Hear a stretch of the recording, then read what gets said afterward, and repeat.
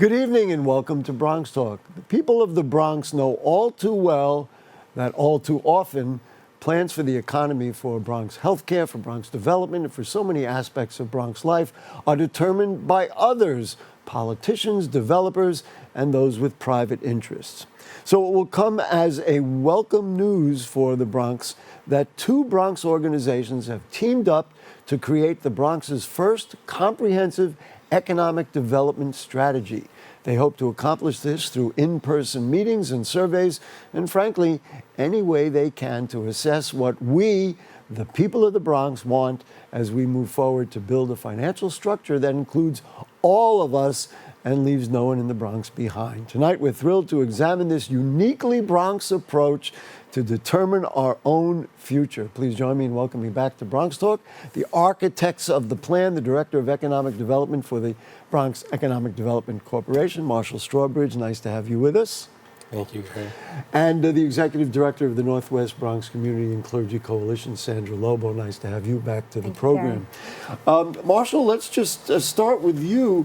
Why was NWBCCC the right organization to work with to set this up? And then, of course, we'll break down the whole thing. Thank you, Gary. And first off, I want to say congratulations on your induction into the Bronx Walk of Fame. There you go. Much deserved, and I'll say, I think, overdue. Okay. So well, congratulations on that. Thank you very much for even considering saying it. Of course. But to answer your question, I think you're right with what you said at the top of the show. All too often, the Bronx is a borough that is planned for and not planned with, or where planning is led by key stakeholders. But I would say at least over the last few years now, there has developed a tradition of community-based planning that uplift some of the key needs of the Bronx and Bronxites, especially around shared ownership and environmental justice. And that tradition has been led by the Bronx-wide coalition, which is being led by Northwest Bronx and Sandra. The Bronx-wide coalition? The Bronx-wide coalition. Explain that, and then we're going to get to you about your role in this and why,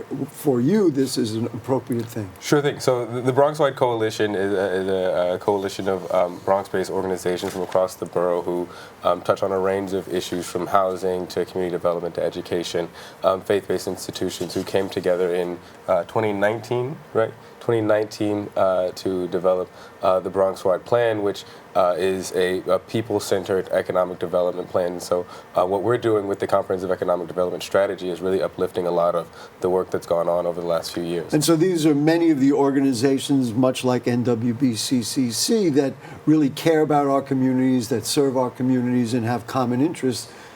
It's too simple and too brilliant to say anything. I mean, it just makes total sense. Absolutely. I'm going to make an assertion, because we know each other a long time, and I certainly know your work for a long time, that the process of dealing with the Kingsbridge Armory was a nice lesson on how philosophically to deal with getting communities to own their own property, quote unquote, so to speak, right? So this is why it makes sense. I've already answered the question. Absolutely. I mean, we often say if you don't plan, then someone's planning for you. And so that includes development, that includes a long-term economic development strategy, that includes a lot of the decisions that are made in our borough, Gary. So the Bronx-wide coalition was started in 2019, as Marshall said, in response to the empty seat from former Congressman Serrano, right? So that was an opportunity to influence the narrative. What are the priorities that the Bronx have, and how might we bring faith, community, and labor institutions together to actually name the priorities for our borough and then engage in that conversation politically? What have you learned, or what has NWBCCC learned through this initial process? We're going to talk about the next steps in a moment, but what has changed, and what do you say, okay, this is what I know based on what we've done?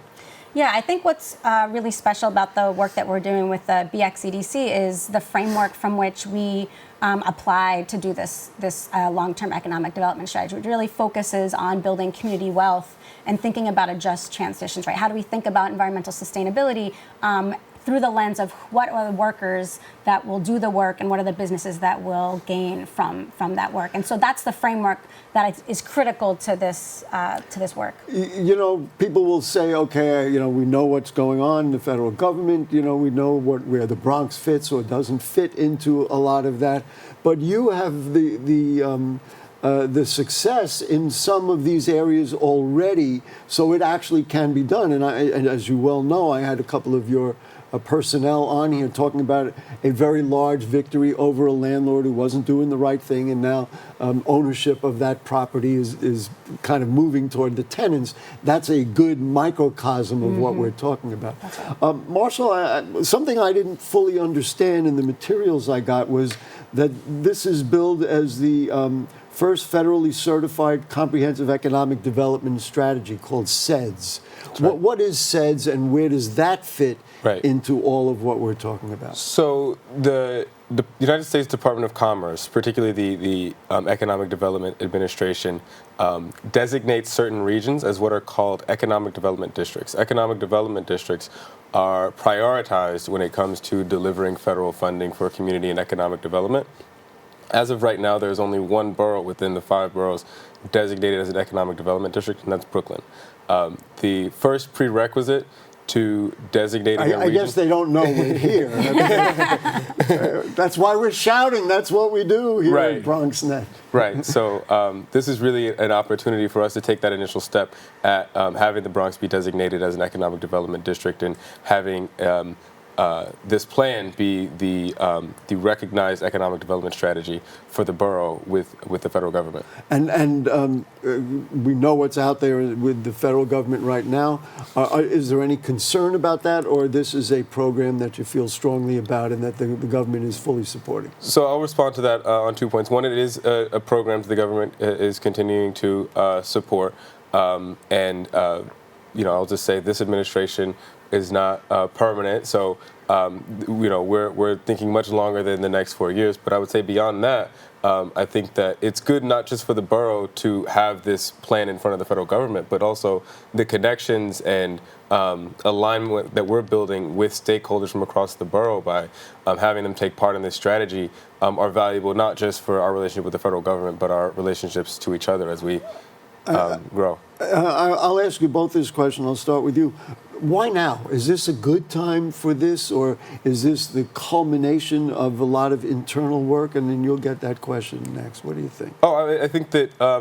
or has it always been? Right. Let's do it. Yeah. You could have done it 8 years ago. We would have been happier.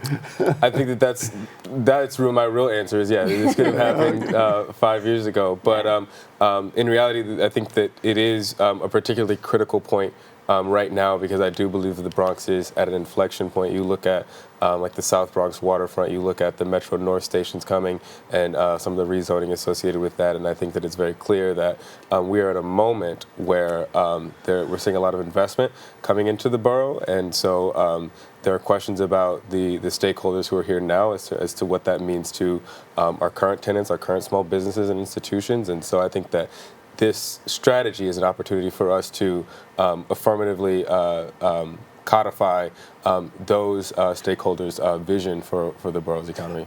Sandra, in my neighborhood, and you know where I live, there is almost, I don't know how to call it, runaway development. Mm-hmm. And one of the dialogues that is from people in the community who have said, well, we see what's going on, we know what the laws say and who gets the rights and whatever else, but we need a community plan. What's good for the community? I know this is a language that you speak. So the same question, is this a good time for that, and why? I have an answer to the question, but why is this a good time? Yeah, I mean, I wish we had done this 50 years ago when Northwest Bronx started. Many of our organizations began in response to redlining and disinvestment in the borough.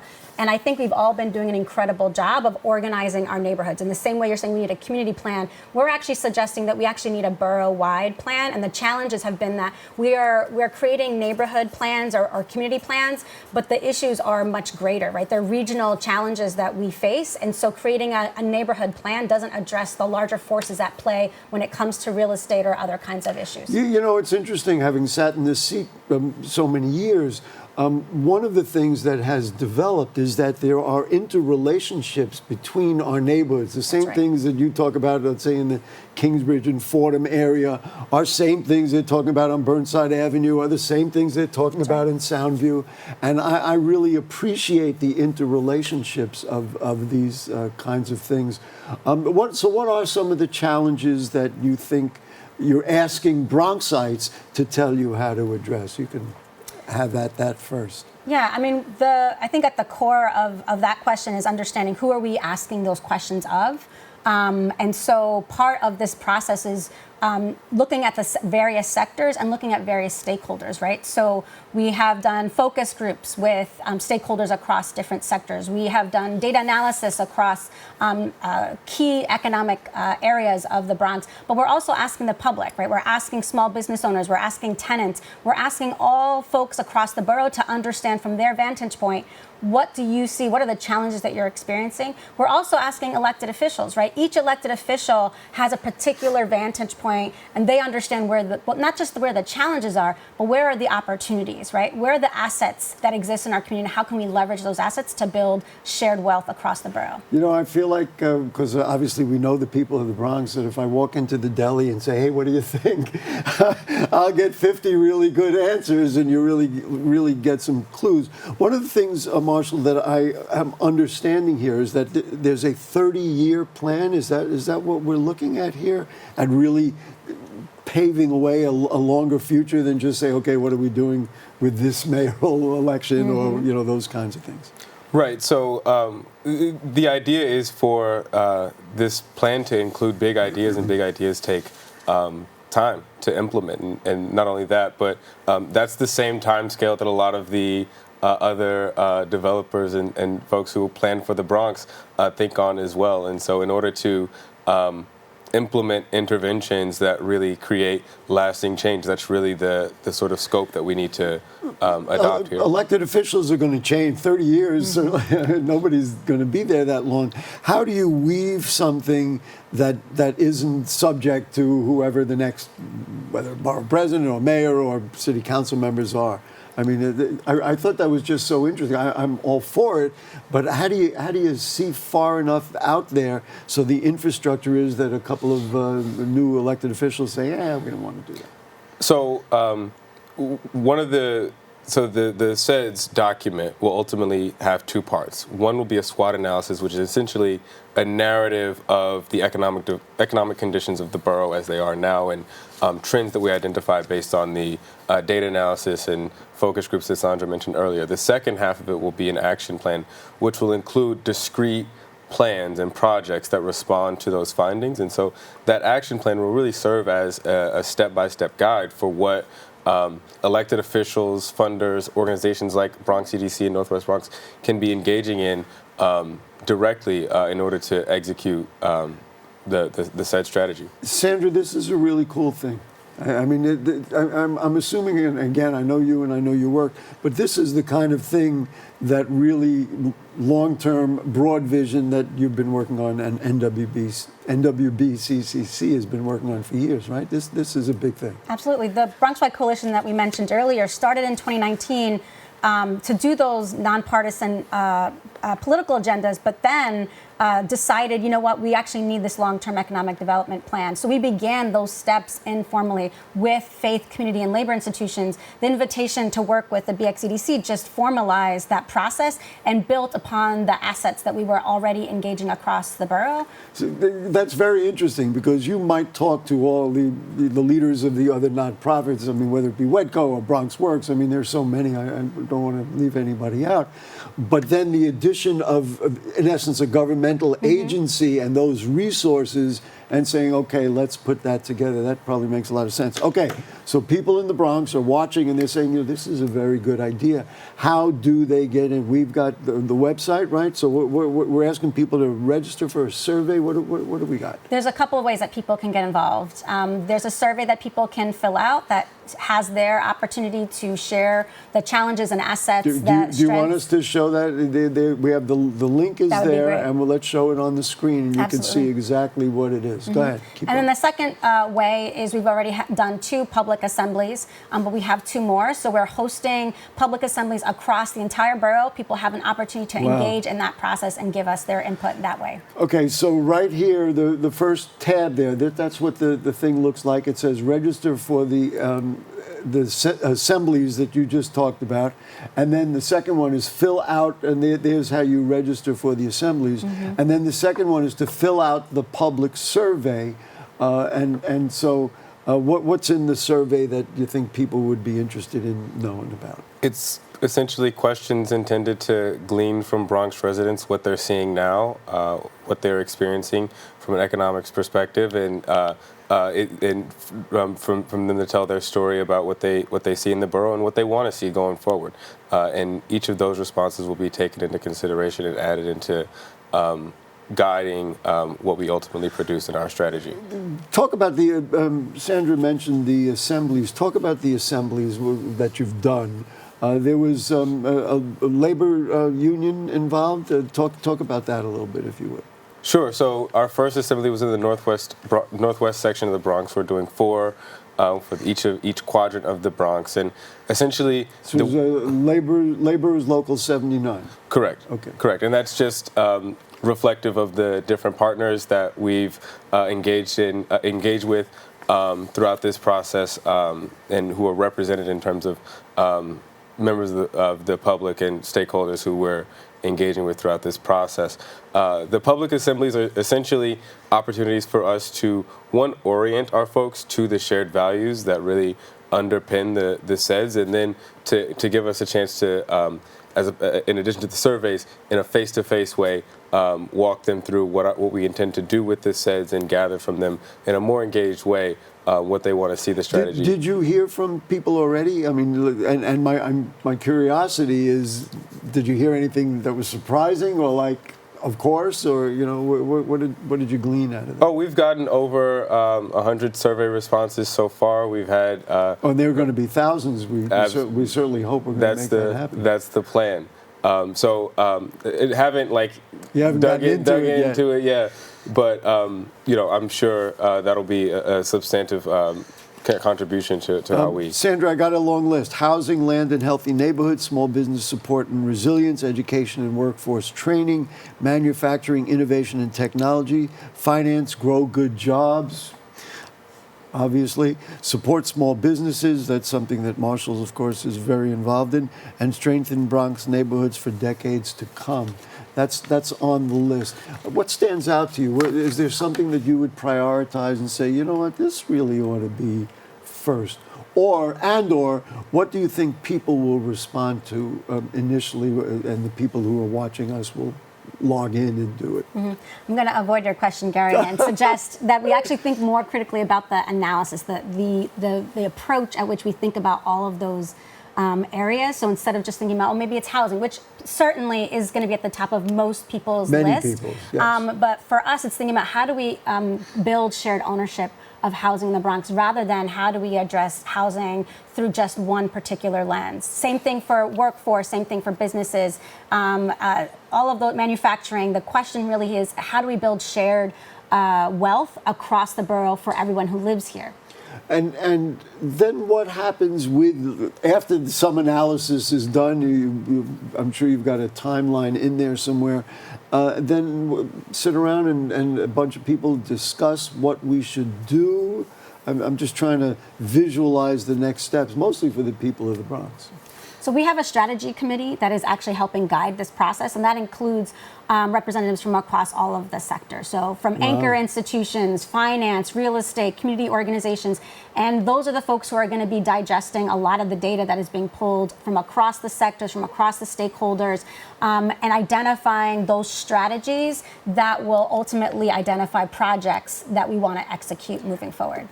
Do you have just an idea of the kind of project that we're talking about? I mean, everybody's neighborhoods has different needs. Some neighborhoods want to preserve, the residential single-family homes or two-family homes.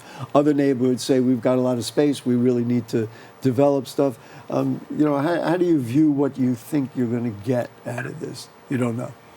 There's a lot of things that could be included in that. I think for us, it's identifying the strategies that will allow us to think about the local economy in a different way. Who owns the economy? Who benefits from the economy?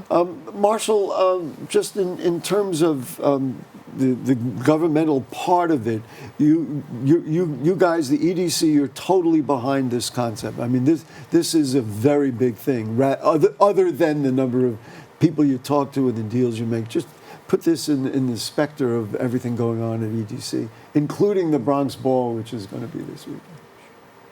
Absolutely. I think that what this represents in terms of the Bronx EDC is an opportunity for us to establish partnerships with organizations that are represented on the strategy committee and across the borough to really rely on them as partners in executing this economic development strategy. It's not just our strategy that we are imposing on our stakeholders, but it's something that is co-created with them as partners, and that we can move forward. And hopefully, the federal government is a partner on that. Well, let's find out. We'll get our Congress members involved.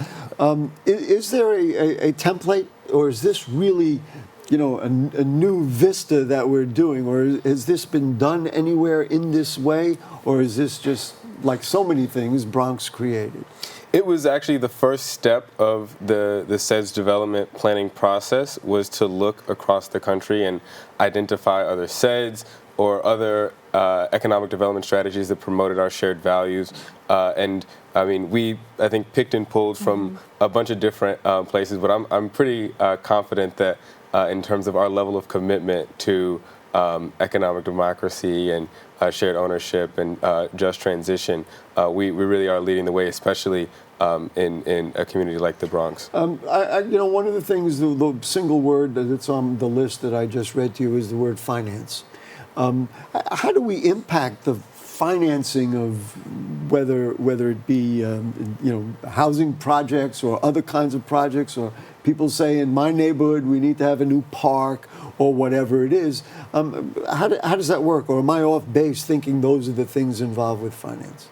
I think that one of the major areas that this plan will support in addressing that issue is having projects that are shovel ready. So oftentimes what I see in terms of nonprofit organizations being able to attract funding is that the process for securing funding is oftentimes very onerous. And so what we hope to do is, through our action plan, really provide a lot of the fodder and studies that go into applications for funding that organizations who are involved can leverage to bring resources into the borough. Sandra, another one that jumps out at me is grow good jobs and education and workforce training. There's been, the city has, Workforce One.